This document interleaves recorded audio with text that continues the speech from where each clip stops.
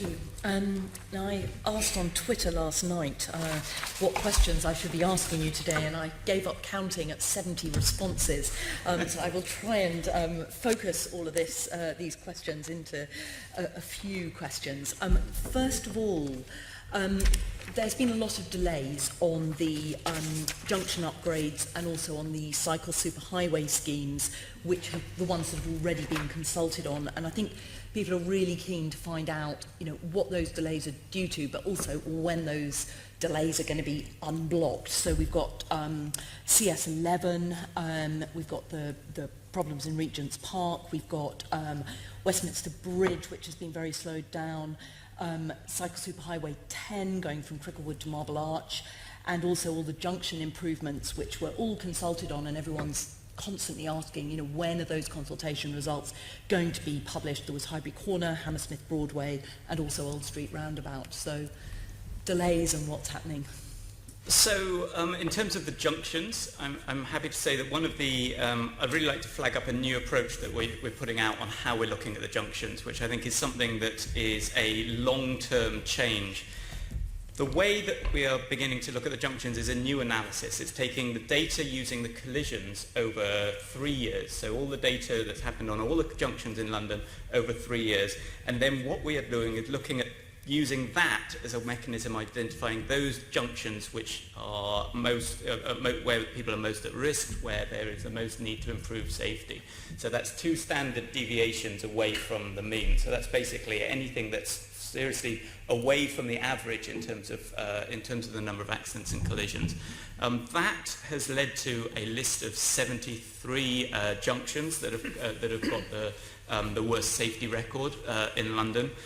21 of those have had significant improvements over the last 3 years. So what we will be doing with those 21 is looking, well, what impact have those changes made? Do we need to make additional changes? Are there still problems at those junctions? 33 of those junctions have been scheduled for improvements are planned within this current business plan. 19 additional junctions have been brought out of this analysis and will be looked at in terms of what safety studies do we need to do, what improvements can be made in that. So I can share that list of all the different junctions going forward. But I think one of the changes here is that we never want to go back to a point where there's suddenly a list of 33 junctions that come out and say these are dangerous. What we've got is now a process which will look at the collision data year by year and will constantly assess those changes. Can I just interrupt you there? Yes. Because I've looked at your list of junctions that Yes. came out at 12:30 today. Of the ones that have been done, just 2 out of 21 are in outer London. Of the ones that are planned, you've got 2 out of 33 are in outer London. And of the 19 new junctions that are going to be studied, just 2 out of 19 are in outer London. Now, it just occurs to me, having spent quite a lot of time visiting outer London recently, that perhaps one of the reasons why there are not many collisions happening at some of those outer London junctions is because they are so horrific to walk or cycle around. They're so such car-dominated environments that actually people are not walking or cycling there, so they're not getting hurt. So the one flaw, I like a risk-based approach, but the one flaw is that you are perhaps ignoring the potential for cycling and walking journeys, which may exist at some of those very dangerous junctions which are not currently experiencing collisions and people killed and injured. I agree, and I think what we are looking at and what I'm pushing for is a data-led approach on that same thing around potential journeys and potential routes, and looking at that again. So there will be a future, there will be another release going forward, which is the strategic cycling analysis, which will be looking at, well, where is the potential, and it shows up. It shows up routes that are not just in London, but it shows where the areas it takes into account growth, potential cycling routes, so that it begins to show, well, these are the potential routes going forward. But I think we need to use the data to look at the risks on the junction piece, and then for the potential new routes, we then need to look at where's the potential for more cycling and more people to use that, and then assess those routes in terms of safety as those routes come online. Right, so you will, because I mean, as it looks at the moment, I mean, certainly the former mayor was a very inner London mayor in terms of where all the improvements were delivered, and what it looks from the junctions that were released today, it looks as if it's the current mayor is also looking to be an inner London mayor, so you will be looking at outer London junctions. I don't think this reflects what the mayor is focusing on or anything. What this reflects is the risk and the number of collisions that are happening over the last 3 years. Now, given to your point around the potential cycling routes, that's why we're using the data for new routes, which aren't focused on, they're not just focused on central London. When we are able to share and finish that piece of work, you'll be able to see that those routes include outer London and a range of different things, because we know that we need to be making that modal shift, not just in central London, but in London and outer London. And I'm happy to talk through the different priorities in those different areas, but I believe that might be coming up later on. Okay. Sorry. Yep. Shall I talk about some of those, some of the other schemes that you mentioned? So there, as you said, Swiss Cottage, the CS11, the Swiss Cottage work is starting this year, and as we put out earlier, the consultation the decision on the route for the end of CS11 through the park will be published in the summer as well. So we're working on that going forward. The north-south route from Farringdon up to King's Cross will start this year. The CS4 consultation going from Tower Bridge to Greenwich consultation will go out this year, as will CS9, the Olympia to Hounslow route. So there are those cycle superhighway consultations will be going out. Work is starting on those this year. But I know this is Nigel's field of expertise and what he leads on. I don't know, Nigel, if you want to add anything to that. I think that's absolutely fine. The programme continues. Work is continuing on. I think I'd also add into the previous conversation, because we've identified a group of safer junctions with that label. That doesn't mean that is the limit of the work that's ongoing. Within that 2.1 billion, there is a raft of other work, which will include junctions where people feel that safety or fear of safety is an issue for them, and they are included within our portfolio as well. So we're not excluding locations, but we are taking a strong data-led approach for the Safer Junctions programme. Thank you. What about CS11 and Regent's Park? Have you got a view on shutting the gates? Yes. The default position at the moment is that we want to shut the gates, and that's the option that is on the table, and that's the option that was consulted on. However, we are just exploring whether there are other alternative options that might continue to provide a safe route for cyclists, but also alleviate some of the concerns that residents have raised in that area, which is why that Regent's Park piece hasn't been started. The work hasn't started on that, and that's why there will be an announcement on that in the summer. So that is something I've been doing over the past 2 months, is looking to that, talking to the different parties involved in that, and seeing if there are any other solutions that could be come up with that route. What sort of other solutions do you mean? Well, there are other things that could be done in terms of measures that could reduce traffic flow within the park, or reduce speeds within that park to make it a safer environment.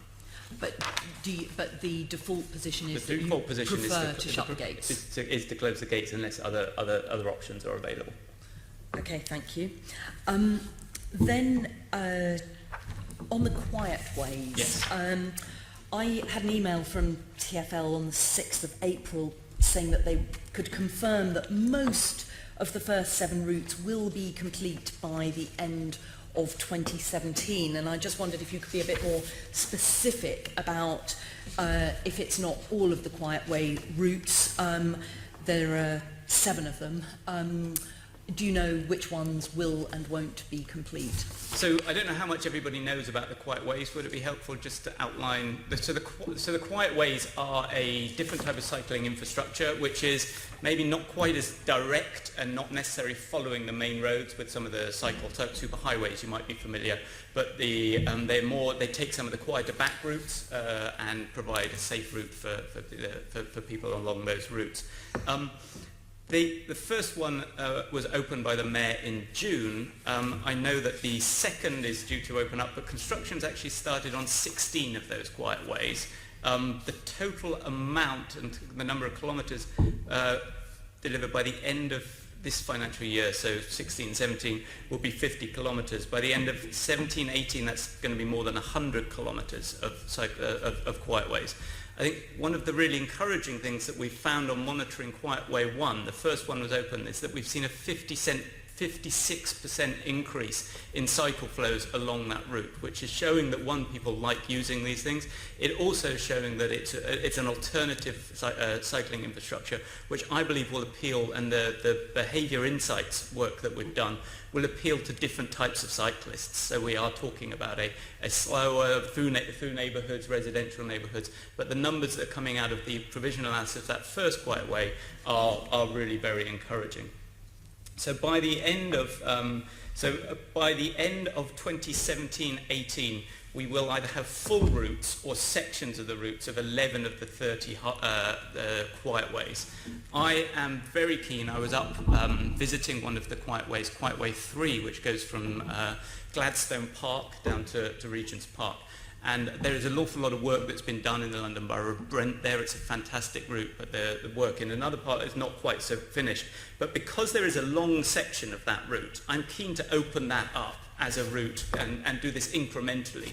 I used Google Maps. I don't know the area very well, so I used Google Maps to cycle and find my way there. While using Google Maps, I was directed onto really quite hazardous major roads. And I think that as we have infrastructure that's built, that's there, we should be opening these things up incrementally so people can have the benefits of that as we go.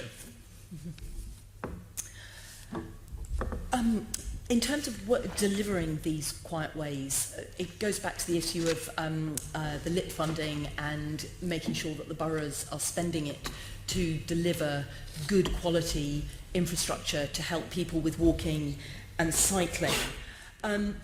One of the things that I've seen recently visiting the Mini Holland in Kingston was some double yellow lines which actually got removed a couple of days later that cut right across a cycle lane that went across the mouth of a junction.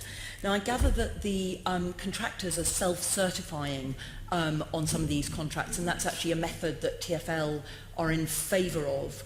And I just wondered whether you're finding there are issues in terms of the delivery of the quality of the infrastructure through these self-certifying contracts. That might be something that Nigel wants to answer. I think clearly the quality of the end product is absolutely vital. We're keen to ensure that whatever processes and procedures we adopt with the contractors, we also do our own assessment along with the borough of the final quality of the scheme, and hopefully, as you've seen in that Kingston example, where something goes wrong, then it gets put right very rapidly at the end of that. So I think we're reasonably confident there's enough checks and balances in the process to ensure that we do get the end product out, but we are keen to follow that through and ensure that it happens. Do you have a strategy for there are different boroughs have a very different appetite for delivering walking and cycling infrastructure. Different boroughs have different attitudes to some see the benefits very, very clearly of getting a more active population, and some are still on a journey to get to that point. Do you have a strategy for making sure that the quality of infrastructure that boroughs are putting in to deliver walking and to help walking and cycling, to make sure that that's consistent across London, so that whatever the borough, whatever the political perspective of the borough, the money is well spent? So So the Quiet Ways, and particularly the Quiet Ways, is funded out of a separate budget to the LIPS funding. So the Quiet Ways is a separate scheme, and those schemes have to be signed off by TfL in terms of the quality of those routes. They are then delivered in partnership with the boroughs and contractors. And as Nigel said, we continue to monitor the quality of those as it goes ahead. But as I indicated earlier, when we are doing work on the boroughs, that's why that partnership with the boroughs through their officers and the members in the local authorities is so critically important, to make sure that issues are addressed as they come up, that residents' concerns are taken on board when we're doing that work. If I may, Chair, as well, I think it's vitally important. Obviously, the work is occurring on borough roads, and they have the ultimate authority over the designs that go in, but we can do our absolute best to ensure that they've got the tools to provide the best designs. So Will mentioned earlier about the capacity issue in boroughs. We can help out with our own design teams or helping with our own contractors for the boroughs to buy back in so that they can get sufficient capacity. We also work in partnership with Sustrans, with the boroughs as well, to ensure that there's capacity available there. So I think we're doing as much as we can to ensure that the boroughs have got the most effective toolkit. And then we're working with them through the London Cycle Design Standards and other guidance and help that we can provide to try to ensure that we get that consistency and quality of design as well. Thank you. There's one final question, which is to do with while these roadworks are underway, and this applies all over London. You've got some really good practice. I mean, anyone of us who cycle into City Hall, we cycle down Tooley Street, or people walking here from the Tube as well. Managing huge quantities of people on foot, people on bikes, and very large flows of traffic. And you've got some pretty exemplary stuff in place on Tooley Street to manage those flows, make sure that pedestrians aren't inconvenienced, nor is the traffic, and actually neither are the cyclists inconvenienced. Seems like you've got the balance really good there. Are you learning lessons from implementing new infrastructure and making sure that the temporary arrangements are safe and also convenient, particularly for the people on foot and on bikes? Because at the moment at Highbury Corner there's a massive engineering project going on, and it really feels as if the motorised vehicles are being prioritised over the convenience of people on foot and on bikes. Yes, and I did see the correspondence and your concerns around Highbury Corner, and that's something we will look into very closely. I think some changes have been made there already. Absolutely, we're learning the lessons. We have got our own maintenance and roadworks guidance, if you like, that we provide out to our contractors in terms of the best ways and the best solutions. We introduce and have introduced a considerable amount of innovation as well in terms of doing that. So temporary structures that we can put in that allow cyclists to go over holes in the ground, for example, temporary bridging, temporary curbing, the temporary segregation that we can put in. So I think absolutely we're learning all the time. We've got a community that's out there as well that's extremely responsive, so social media tends to alert to us where there are things that have gone in that are not quite up to scratch, and we try to address those immediately we get to see them. And Chair, can I follow up on that in terms of the learning? I know that one of the towards the end of May last year, there was an awful lot of roadworks going in at the same time for I think essentially too many cycle highways being built at the same time for a deadline of May.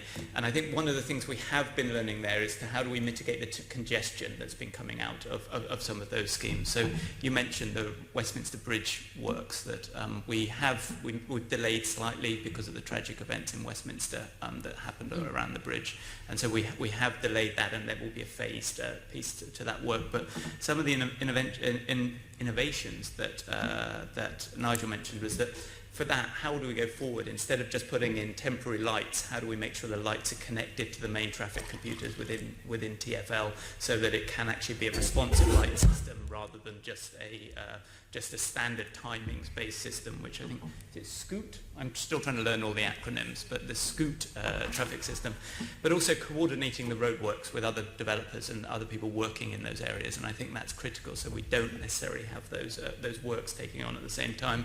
Within that example, we've been looking at how can we do work at later hours, so extending the working day for some of those schemes. But we have to be sensitive to local residents in that space, because what we don't want is noisy works happening throughout the night, disturbing local residents. So we have to work with the boroughs and the local residents to make sure what measures can mitigate some of the challenges in the construction period. It's particularly important to do that.